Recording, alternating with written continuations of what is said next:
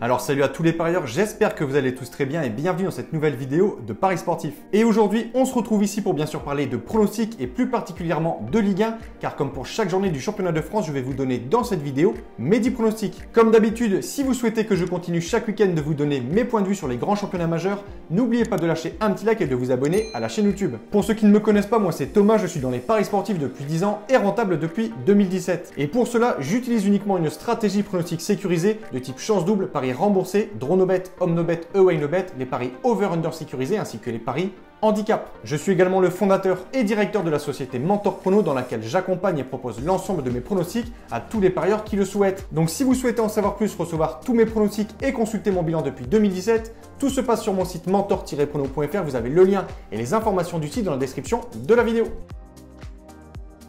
Le bilan de la dernière journée, on a connu mieux, on valide le nul entre Strasbourg et Rennes avec au passage le bon score 1 partout, on valide également les victoires de Marseille, Lyon, Monaco et les avantages de Paris, Montpellier et Lille. Ce qui fait un bilan sécurisé de 7 pronostics sur 10 gagnés ou remboursés. Je vais maintenant vous donner mes pronostics, le score que j'envisage et les pronostics sécurisés que vous pouvez placer sur les matchs. Comme je le précise chaque fois dans mes vidéos, ce sont uniquement des points de vue, ce ne sont pas des pronostics à jouer en score exact et ce ne sont pas forcément des pronostics que je joue personnellement. Je le redis, mes pronostics, ceux sur lesquels je place de l'argent sont disponibles sur mon site. Bien évidemment, je vous conseille de parier en sécurisant vos pronostics et j'explique tout ça dans cette vidéo.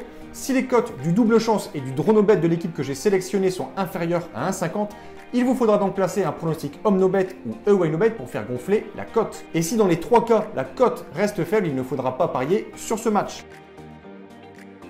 Pour l'ouverture de cette 13e journée, vendredi à 21 h, les Crocodiles de Nîmes accueillent Marseille. Défait à Monaco le week-end dernier, Nîmes continue sa chute au classement général et se retrouve en 16e position à seulement 4 points de la lanterne rouge, Dijon. Les Nîmois ne seront donc pas en confiance avant de recevoir l'OM qui, après avoir battu Nantes le week-end dernier en Ligue 1, a enfin stoppé son hémorragie de défaite en Ligue des Champions puisque grâce à un doublé de Dimitri Payet, les Marseillais ont battu l'Olympiakos 2-1. Marseille est l'équipe qui a les meilleures statistiques à l'extérieur en Ligue 1 et ce match devrait en toute logique tourner à l'avantage des Marseillais qui, en cas de victoire, pourraient également en profiter pour se rapprocher du leader, Paris. Je vais donner les 3 points à l'OM, 1-0.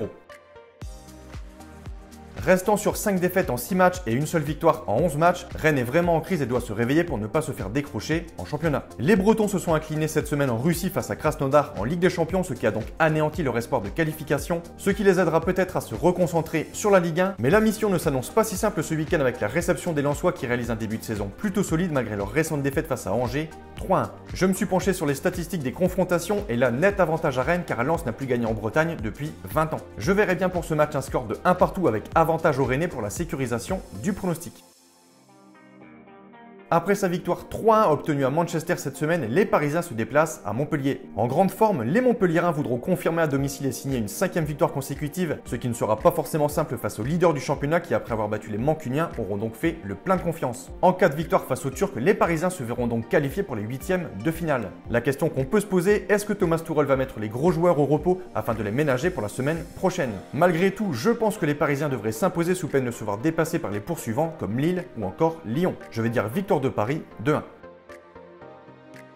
Tenu en échec par Saint-Etienne dimanche dernier malgré une énorme domination en deuxième mi-temps, les Lillois ont raté l'occasion de recoller au Paris Saint-Germain en tête du classement. Le LOSC est clairement l'une des équipes capables de poser des problèmes aux champions parisiens cette année, et malgré un rythme élevé de matchs entre le championnat et l'Europa League où ils sont leaders de leur groupe au moment où je fais cette vidéo, les Dogs réussissent à garder leur niveau avec vraiment un effectif complet et des remplaçants de qualité comme Yazici qui monte en puissance ou encore Ikoné. De son côté, l'AS Monaco montre de belles choses avec un bon potentiel offensif, Ben Yedder et Kevin Volland qui forment vraiment un duo très efficace. Les deux équipes sont à égalité de points au classement, 23 au total, et à domicile les Lillois devraient tout faire pour ne pas se faire doubler par les Monégasques. Monaco n'a pas forcément de belles statistiques à l'extérieur mais pourrait peut-être profiter du fait que les Lillois disputent 2 matchs par semaine et que la fatigue pourrait peut-être se faire ressentir. Je vais dire 1 partout avec un avantage aux Lillois qui à domicile sont toujours invaincus. Présents en Ligue 1 depuis 6 ans, les Angevins occupent une jolie 8e place au classement et restent sur une très belle victoire obtenue du côté du Stade Bollaert de Lens, 3-1. Ils seront opposés pour ce match à Lorient qui n'y arrive plus du tout. Les Merlus restent sur 4 défaites en 5 matchs. Les statistiques inquiétantes, ils n'ont pas inscrit le moindre but depuis 1 mois et demi. Je donnerai pour ce match un avantage à Angers qui est plus en forme, je vais dire 2-0. Bordeaux-Brest. Ce qu'on peut constater en regardant les résultats des Bordelais, c'est qu'ils souffrent une nouvelle fois d'irrégularité cette année, un peu comme souvent lors des dernières saisons. Après avoir subi 2 défaites face à Monaco 4-0 et Montpellier 2-0, les Girondins ont ensuite retrouvé des couleurs en s'imposant à Rennes grâce à un but du revenant Hatem Ben Arfa, 1-0. Samedi dernier, les hommes de Jean-Louis Gasset ont ramené un bon point obtenu au Parc des Princes en ayant accroché Paris 2-2. De son côté, le Stade brestois est en train de confirmer leur forme actuelle avec un jeu vraiment porté vers l'avant. Les Brestois restent sur 3 succès de suite obtenus face à Lille, Saint-Etienne et la semaine passée sur la pelouse de Metz. Je m'attends à un match plutôt accroché avec tout de même Bordeaux légèrement favori, je vais dire 2-2. Match qui s'annonce indécis entre deux équipes en méforme, Dijon-Saint-Etienne. Après avoir enchaîné 14 matchs de suite sans le moindre succès, les Dijonais ont enfin signé leur première victoire, au passage très belle victoire à Nice 3-1 la semaine passée. Mais malheureusement pour eux, ils occupent toujours la place de lanterne rouge du classement. Ils auront l'occasion de confirmer cette victoire face à une autre équipe en grande méforme depuis la 4e journée, Saint-Etienne, car malgré leurs points obtenus face à Lille dimanche dernier, les hommes de Claude Puel étaient sur une série de 7 défaites consécutives. Match assez difficile à pronostiquer avec deux équipes en triste forme, un match nul me semble cohérent, je vais dire un partout avec un avantage aux Stéphanois. Incapables de pouvoir réaliser une série positive de victoires, les Nantais alternent entre le bon et le moins bon et n'ont plus gagné depuis 3 matchs et leur victoire à Lorient 2-0. Les Canaris reçoivent pour cette 13e journée Strasbourg qui réalise un très mauvais début de saison et qui pointe avant ce match à la 19e place du classement avec 7 points. Face à la plus mauvaise défense du championnat avec 24 buts encaissés, ce qui leur fait une moyenne de 2 buts par match, les Nantais devraient selon moi remporter ce match, je vais dire 3-1.